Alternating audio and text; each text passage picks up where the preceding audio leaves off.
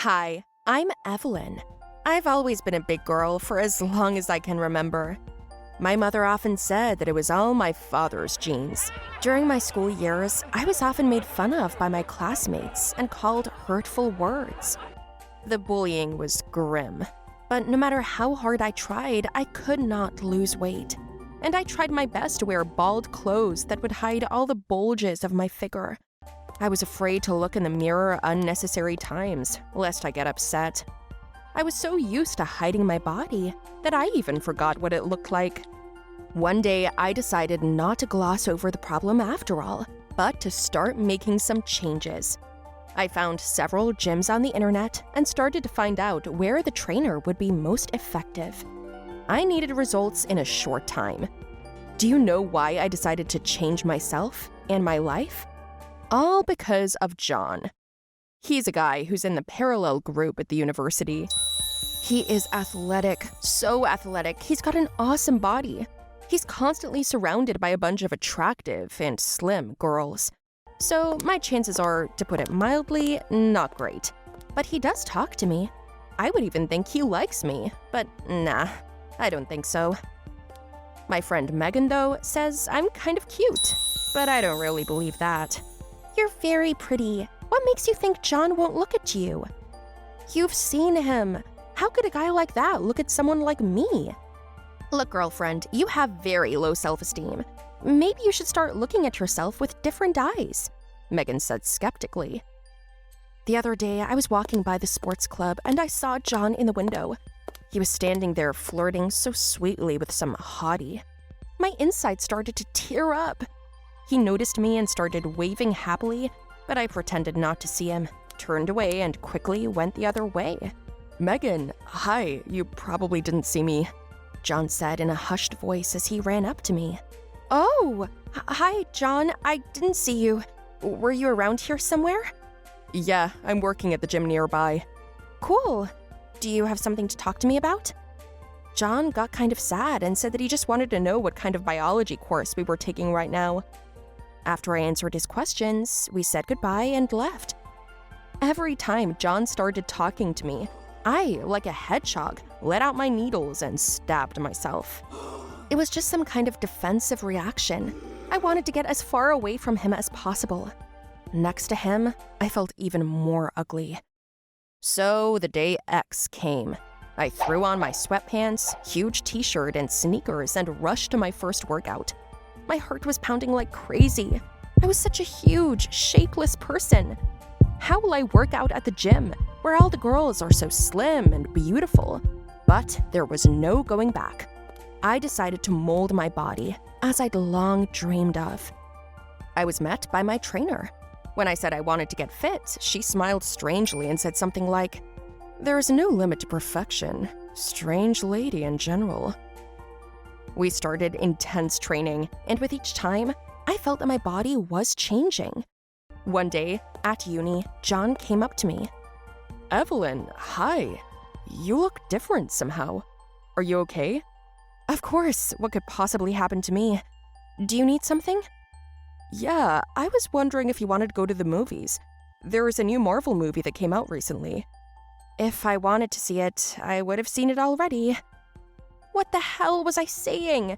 But there was no way John would want to take me to a movie, was there?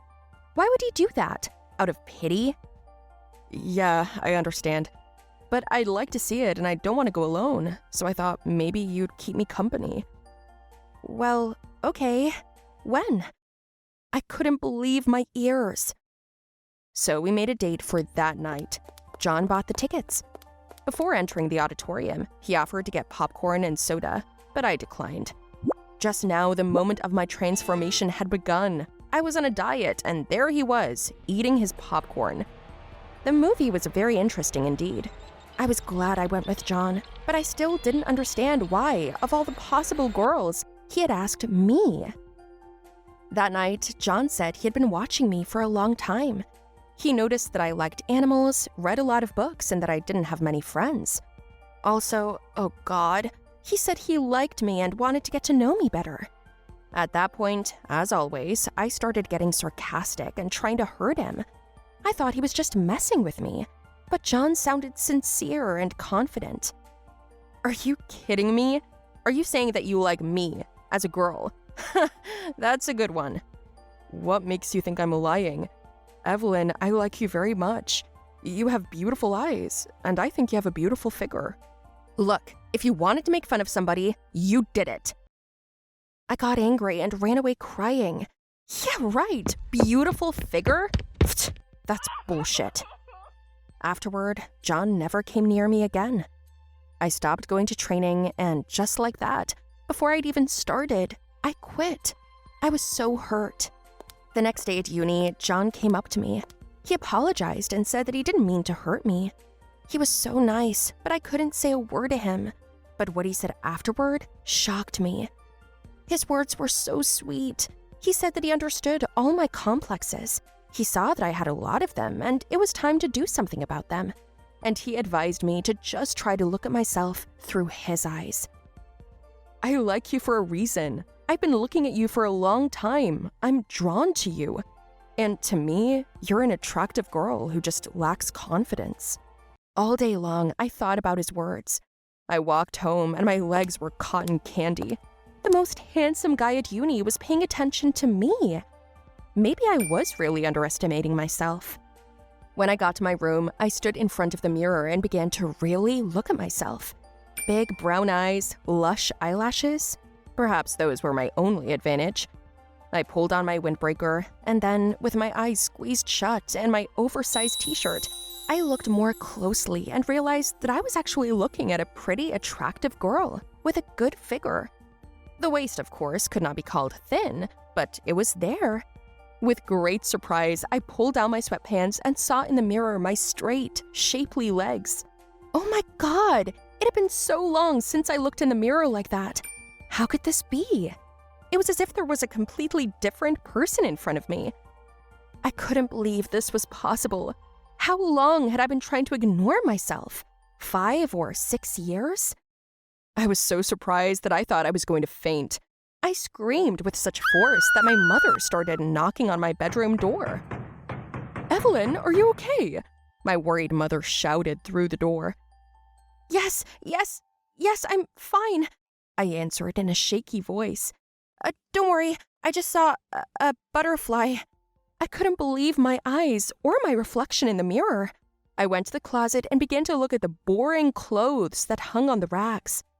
Why? Why couldn't I find the courage to look at myself like this before? Until now, I remembered how, in the 8th grade, I confessed to a boy that I liked him. But in response, he just laughed and called me a fatty. Since then, I'd closed myself off from everyone, and from myself, too. All night long, I picked out an outfit, looking for something I could wear and something that didn't look like my usual clothes. I then found a dress in my closet, which my mom had given to me last Christmas. Oh my God, I was so mad at her. I said she didn't even know her daughter's clothing size and that I wouldn't just fit into this dress. I put it on, looked at myself in the mirror, and went to university. There, I walked around and saw surprised and interested looks. At the end of the corridor, there was John. I walked up to him and I saw the look of delight in his eyes. John, thanks for shaking me up. Thanks to you, I looked at myself through your eyes, and I liked what I saw. Evelyn, you look just gorgeous. I'm speechless, but you've always been beautiful. I would go to the movies with you any day. And then Megan came running up. She hugged me and said she was proud of me. She believed that I would be able to see what was so long hidden behind the oversized clothes. John and I have since started dating and going not only to movies, but to parks, bars, gyms, and many other places. Just the two of us. Tell me guys, did you like my story? Write your opinion about it in the comments below the video. Don't forget to like it, share the video with your friends, and subscribe to the channel. Hello everyone, my name is Brianna. What? Oh, I'm sorry. I thought I heard what you were thinking. Yes, I can hear thoughts. Can you imagine? This is an incredible thing, and it happened to me very unexpectedly. As it turned out, in theory, instead of dying, I got this kind of gift. Well, I'll tell you all about it. In the meantime, guys, like the video immediately subscribe to the channel and write your opinion under the video. I will be interested in reading them. Let's get started. This happened last year when I was returning home with my little brother Tommy after a walk in the park. I promised him I'd give him a ride on the roller coaster just so he wouldn't shoot me at my parents. Small witnessed how a guy came to me late one night and I pretended to go to bed and I walked with him. So he gave me a condition. Either I take him to the park or he tells my parents everything. Well, in general, I began to save money for his slides. Although, to be honest, we had a fun day. I probably haven't been alone with him for a long time. He usually pisses me off with what he puts up with, but that day was different, and Tommy and I talked a lot. I didn't think we'd have anything to talk about before, but it turned out that there was plenty. I even got to know my brother better. After the walk, tired and satisfied, we decided to go eat. Tommy was hungry and we ate burgers on the way. When we were 3 houses away from the house, a dog we didn't know came running out from behind the bushes. It was huge. I shielded my brother, who immediately threw our food to the dog. The dog attacked the burgers, and while she was eating them, we quickly stepped forward. A moment later, I heard the dog running toward us, foaming at the mouth. She wanted to bite Tommy, but I blocked him. Suddenly, I felt a sharp pain in my leg. The dog bit into my leg right on the hip.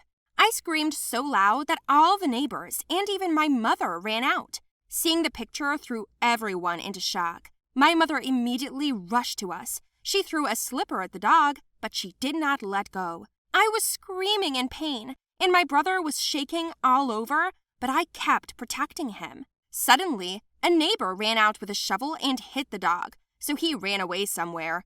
Whose dog it was, we still don't know. I was bleeding. The dog had bitten through an important artery, and I was losing blood fast. It's good that the neighbors called an ambulance, which quickly took me away. An urgent transfusion was required. I passed out, and when I came to, it turned out that I had a transfusion. Only one nurse came to see me often. At first, I didn't understand why she was so nervous at the sight of me, and then I accidentally heard that she had transfused me with the wrong blood type. Against the background of unfamiliar antigens, I became ill the very next day. I had a fever and couldn't get up. It was so bad. I couldn't even tell my mom because I couldn't open my mouth. I cursed the nurse in my head. She, by the way, ran away from work, somewhere unknown, just like that dog. Surprisingly, on the 3rd day, I became much better. I even remember how a boy flew into my room. He brought me my favorite French fries and iced tea. I knew how much he also adored potatoes, and the fact that he brought them safely only for me, I was very pleased. Tommy was sorry it had happened, but I wasn't. How could I have done anything else? He's my little brother. Tommy leaned into me and rested his head on my stomach.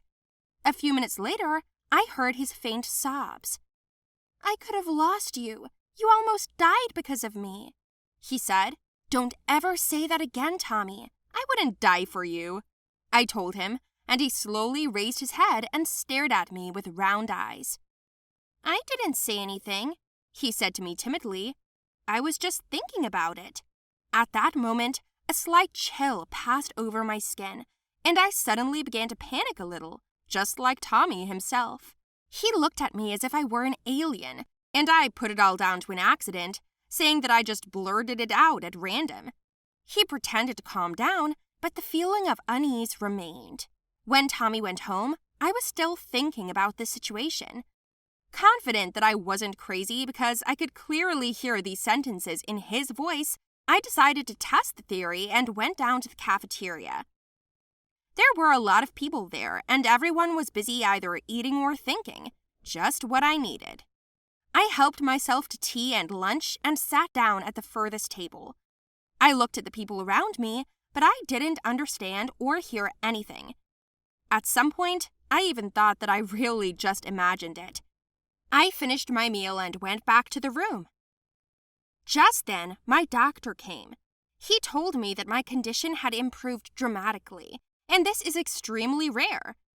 We chatted, and the doctor started to leave. Finally, He suddenly said that I was very beautiful. I was embarrassed. Doc himself was a young guy, and he was very good-looking. At that moment, I was sure he hadn't said it out loud. I suddenly wanted to ask again, but I didn't. I decided to give myself time to sort myself out a bit. As a result, I arrived home a few days later. My life was back on track, but my abilities were also back on track. A couple of days after I was discharged, I heard my mother talking to someone on the phone. She was swearing loudly, but then I walked past her and saw her sitting at the table with her head down. My mother's hands fiddled with a glass of water, and I said clearly, "I'm not going to let this stuff ruin our business. I'll do my best. So first of all, I will tell Frank. This is my father." Then she grabbed the phone and dialed Dad. I could see that my mother's lips didn't move, but I could hear her words. Yes, it was still creepy and scary, but I did not react as much as before. Then I started listening to my brother, my father, and my mother again. I did not always succeed, but I kind of trained myself, and over time, I learned to hear not only relatives, but even neighbors. I guess you could call my gift psychic or something. Do not consider it stupid or fictional, because everything can happen in this world. I do not know how much longer I will have this gift, but while I have it, I am considering how to use it correctly and best.